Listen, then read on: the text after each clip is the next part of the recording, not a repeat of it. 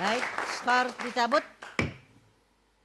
Ya, kita lanjutkan polemik yang membahas dolar naik, siapa panik. Tadi Bung Arief Budimanta sudah menjelaskan bahwa ada instrumen yang sudah bergerak, terbukti hari ini ada penurunan sekitar 50 poin menjadi 13.975.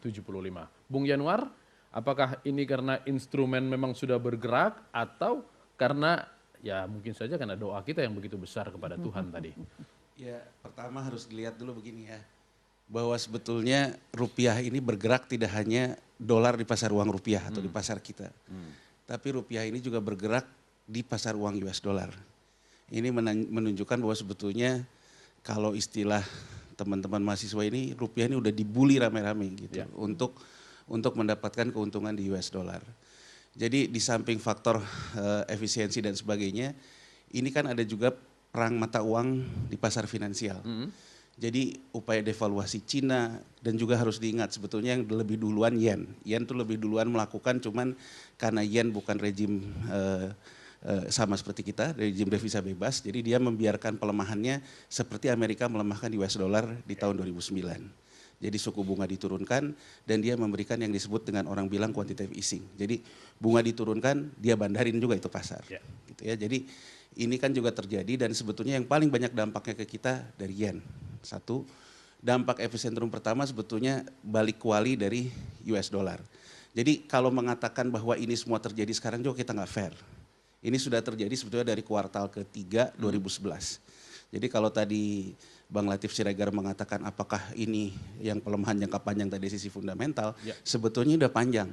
Cuman kenapa sekarang kita ribut, ya karena angkanya udah gede.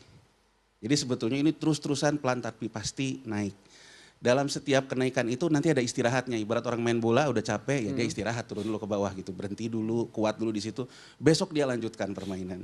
Jadi menurut saya terlalu pagi untuk mengatakan instrumen yang kemarin berjalan yang menggerakkan 50 poin. Karena bisa saja mungkin instrumen yang berhasil hari ini intervensi Bank Indonesia misalnya. Tapi dalam beberapa hari ini juga kalau saya lihat intervensi dilakukan tapi di New York bergerak lagi ke atas gitu. Akhirnya kan sama aja kayak kita garamin air laut gitu ya. Kita kan nanti nih polemik selesai baru buka di New York. Kita lihat nih apakah betul-betul sudah dalam posisi buy lagi ke bawah. Tapi begini Mas Latif ya, mungkin kita ngelihatnya kayak ngelihat main bola deh biar kita nggak terlalu rumit deh gitu. Ini kan sebetulnya sejak Amerika Serikat mengumumkan dua hal sebetulnya. Tentang tapering off ataupun memberhentikan quantitative easing dan juga tentang dia akan menaikkan bunga. Itu dilanda ketidakpastian. Berarti sebetulnya mau ditarik, tapi dia tidak lakukan kedua hal itu dua-duanya sekaligus. Tapering off karena konsensus politik dia udah selesaikan. Tapi yang namanya suku bunga naik selalu mengatakan akan gitu. Ada satu lagi yang dia katakan sebetulnya bahwa dia akan menerapkan yang disebut dengan Volcker Rule di Juli 2015 ini. Di mana Bank Amerika Serikat nantinya tidak boleh lagi ke investment banking. Dua hal ini digantung terus oleh mereka. Nah kalau kita ngelihat Cina, dia capek juga. Ngelihat permainan ini, dia di belakang tapi mau nyerang gitu. Dia nyerang duluan, ya udah deh kalau kita mau selesai di injury time, sudden death aja deh. Saya turunin devaluasi, yuk kita berantem deh di tengah. Nah ini sebetulnya yang orang harapkan ini terjadi sebetulnya di hari Senin kemarin. Amerika Serikat pun juga akhirnya bertarung habis, karena kalau udah bertarung habis, akan habis juga ke bawah, dia juga akan balik lagi. Akan terjadi self correction. Nah kelihatannya kalau sekarang yang dilihat, yang banyak aksi dalam 2 hari ini sebetulnya Bank Sentral Cina, dia memotong lagi rate-nya. Dan Cina pun sekarang menerapkan yang namanya quantitative easing. Kemudian Bank Sentral Eropa juga kemarin membuat aksi, turunin bunga. Jadi hal-hal ini yang menjadi sentimen indeks dolar, itu dalam posisi sekarang tidak bergerak terlalu agresif di hampir semua currency. Jadi itu juga sebetulnya yang menolong itu kita. hal yang biasa karena ada faktor global. Iya, faktor global nggak bisa dipungkiri. Cuman persoalannya yang jadi masalah di kita kan struktur ekonomi kita.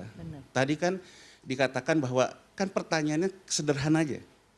Ini kan karena sekarang kita ini selalu menyalahkan, membawanya selalu ke politik sih. Ya jadi selalu dibawa ke politik. Jadi nggak fair juga untuk menyalahkan pemerintahan ini. Mending kita ngomongin bangsa deh, ngomongin negara ini. Gitu. Struktur ekonomi kita memang bermasalah. Jadi kalau kita ngomong industrialisasi kita kenapa bermasalah? Karena bahan baku kita dari impor. Jangankan industrinya yang bahan bakunya dari impor. Untuk barang akhir, pangan dan energi pun masih kita impor. Ya kan? Kemudian kita kemarin terlalu senang juga membiarkan yang namanya dana-dana quantitative easing itu masuk ke kita lewat surat utang negara. Akhirnya yang terjadi kan dua hal. Sektor realnya tergantung kepada bahan baku impor, Ya. sektor keuangannya tergantung uang beredar US dollar. Baik. Dalam posisi kayak begini, menurut saya fundamental kita memang rentan terhadap teknikal di US dollar. Gitu. Oke, Betul. baik. Saya tadi tertarik, ada 2 tindakan yang dilakukan oleh Amerika, satunya tentang kenaikan suku bunga yang belum terlaksana. Ya. Belum terlaksana saja sudah begitu goncangannya ke kita. Gini, jadi yang harus dilihat, Amerika ini biasa main isu. Jadi kalau Anda jadi bandar memang gitu, Anda harus kuasai barangnya, kuasai isunya. Ya. Jadi waktu ini bukan pertandingan pertama nih. Tahun 2005 juga ada. Waktu Pak SBY pertama Iya. kali memerintah juga ada. Waktu itu perang harga minyak kan. Nah Amerika selalu memainkan isu bahwa dia katakan bahwa dia akan begini, akan begitu, tapi tidak pernah dilakukan. Ya, cuman persoalannya di 2005 Cina kalahnya cepat karena Oke. pada waktu itu dia pun importir minyak kan. Ya. Sehingga akhirnya ini juga menurut saya menjadi keyakinan pemerintah bahwa self correction akan terjadi cepat gitu. Pasti akan terjadi ya. Karena 2005 juga self correction terjadi cepat, Ya. 2008 pun self correction terjadi cepat gitu. Oke, kita doakan kalau begitu Cuman ya. persoalan sekarang Ya. kalau kita ngomong self correction Ya. harusnya sudah terjadi di 2012 2013. Jadi Oke. kalau kita lihat nih sekarang pemain-pemain ini nih di liga primer ini nih, Bank Sentral Eropa, Bank Sentral Jepang, Bank Sentral Cina, Bank Sentral Amerika Serikat, mereka ini sekarang mau menyudahi pertandingan di sini atau mau perpanjangan waktu nih. Kalau perpanjangan waktu, jangan-jangan kita besok tenang, mungkin di 13.500, 13.700, tapi besok Suatu saat- perpanjangan waktu ada drama lagi yang mereka buat berempat Oke, kan gitu. baik. Ya, mudah-mudahan nanti semakin banyak kita yang selfie sambil berdoa, jadi self correctionnya bisa lebih cepat. Pak Suryadi, itu kenaikan suku bunga baru isu sudah begini dampaknya kepada Indonesia. Pengusaha sendiri melihat drama yang dibuat Amerika itu seperti apa? Ya, sebagai pengusaha ya ini memang sudah sejak tahun lalu ya sudah diprediksi bahwa ekonomi akan terus melambat. Oke. Kita bisa melihat kita punya ekspor komoditas kita sejak tahun lalu itu menurun terus ya sampai sekarang dapat dikatakan sudah hampir crash misalnya batu bara. Ada 1.000 tambang batu bara, 700 lebih yang tutup. Ya, yang PHK juga sudah besar 150.000. Itu berarti kan dari tahun lalu. Iya. Ya, sudah masuk terus. Retail tahun lalu juga sudah berat. Ya, sudah menurun terus lebaran tahun lalu dengan lebaran tahun ini. Terus setiap tahun menurun kenaikannya. Namun beberapa bulan ini sempat ada 3 bulan terakhir ini ada sempat naik sedikit. Dengan dolar begini memang terus terang aja bagi pengusaha sangat berat sekali, terutama pabrikan. Tadi dikatakan oleh dua pembicara ini adalah bahwa negara kita ini semua masih import, Ya. bahan baku import. Secara otomatis kepada masyarakat kita, yaitu adanya kenaikan harga, inflasi. Nah itu otomatis daya saingnya turun, Oke. ya buying powernya juga turun, ya akibatnya pasar melemah. Nah, dengan pasar melemahnya ini, ya pengusaha akan melakukan efisiensi. Nah, efisiensi ini pun dampaknya ada beberapa dampak. Satu adalah dampak pengurangan karyawan. Yang ini yang kita khawatirkan dari pengusaha, karena dengan adanya pengurangan karyawan, artinya banyaknya pengangguran bertambah, Ya. kemiskinan bertambah. Keamanan akan mulai, kriminalitas akan menaik. Yang kedua, kalau andai kata pengusaha ini semakin lemah, berarti pendapatan negara, pajaknya pun akan turun sehingga sulit untuk mencapai target. Oke. Dengan tidak tercapainya target, akan efek kepada pemerintah punya budget. Yang dimana tidak bisa dipakai untuk infrastruktur dan lain sebagainya.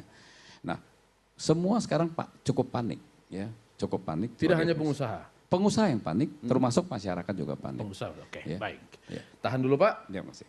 Jadi bukan hanya pengusaha yang bisa beli mobil mewah impor, rakyat karena yang makan tempe pun juga ikut panik karena kedelainya impor. Mau digaramin, garamnya juga garam impor. Jadi memang sudah susah kita. Cek, Berat? kita break dulu. Silakan diskor. Boleh, tapi sebentar. Saya sangat sependapat dengan adik ini bahwa kan pemerintah tidak usah menyalahkan pihak-pihak lain. Ya. Kalau di dalam peribahasanya jangan cari kambing hitam, Hitam. cari kambing putih aja. Iya. Baik, skors. Iya. Yang mau cari kambing untuk kurban, nanti hubungi Cepopong selesai acara polemik ini. Polemik segera kembali.